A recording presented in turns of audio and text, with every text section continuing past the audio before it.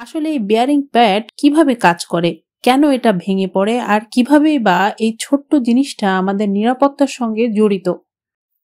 Bearing pad হলো এক ধরনের ইলাস্টোমেরিক বা রাবার স্তর, যা বসানো হয় গার্ডার আর পিলারের মাঝখানে। গার্ডার হচ্ছে সেই বিশাল স্টিল বা কংক্রিটের বিম যার উপর দিয়ে ট্রেন চলে, আর পিলার বা পিয়ার হলো নিচের স্তম্ভ যা পুরো কাঠামোকে ধরে রাখে। এখন ভাবুন, ট্রেন যখন দ্রুত গতিতে চলে তখন প্রতিনিয়ত গার্ডারের উপর প্রচন্ড লোড, কম্পন আর ব্রেকিং ফোর্স পড়ে। যদি গার্ডার আর পিলার সরাসরি যুক্ত থাকতো তাহলে এই আঘাতে গার্ডারের ফাটল ধরতো, কংক্রিট চূর্ণ হয়ে যেত, এমনকি পুরো স্ট্রাকচারটাই নড়ে যেত।